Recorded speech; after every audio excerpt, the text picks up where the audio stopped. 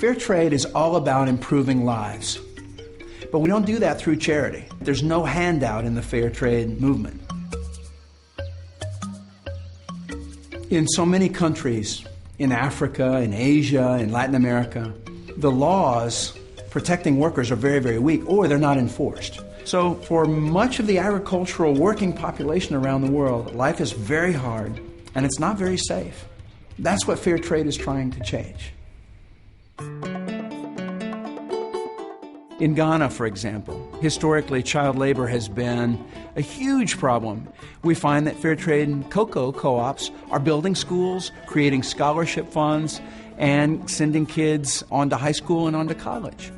In Rwanda, we find communities that have invested in clean water and women's health. In Uganda, vanilla farmers get 8% of the final export price on average. But by connecting with the fair trade buyers here in the U.S., these small family farmers in Uganda have been able to get a fabulously higher price because they're not selling to local middlemen. So with the higher price, they in turn have been able to invest in the quality of the product. And the vanilla now is just incredible. The biggest change that we see on large fair trade farms and in the apparel factories is they're working in a safer working condition. They're getting bonuses as a result of fair trade. Workers are able to sit at the table and address problems with management. So there's a level of confidence that you just don't see outside in other workplaces. And so there's this invisible dividend in the fair trade world that you can't see, but you know it when you talk to a farmer. It's hope and pride and dignity because people are solving their own problems through fair trade.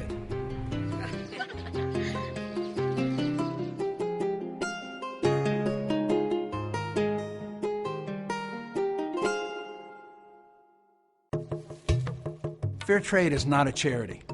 American consumers are not going to buy fair trade products just because it helps some farmer. If farmers get fair trade certified but don't produce a good product, it's not going to get sold in the fair trade market.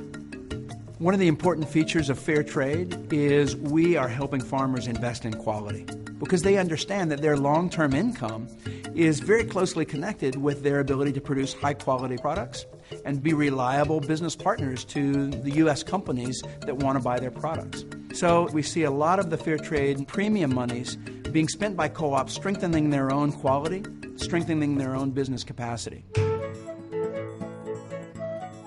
I was in Rwanda recently visiting coffee farms that are part of the fair trade community. And they've built new mills. They've trained their farmers in how to produce better quality. They've built cupping laboratories that allow the farmers to learn the taste of their own product for the first time. I was very inspired to see how the Rwandan farmers have come together into co-ops and built the foundation for producing some of the most delicious coffee in the world. So what we've discovered is there's a direct correlation between the quality of a food product and how much money the farmer received. So if we ensure that farmers get a decent return for their harvest, they're able to produce much higher quality. It's just logical. And the difference is there in all of the contests and awards and competitions that fair trade farmers continuously win every year.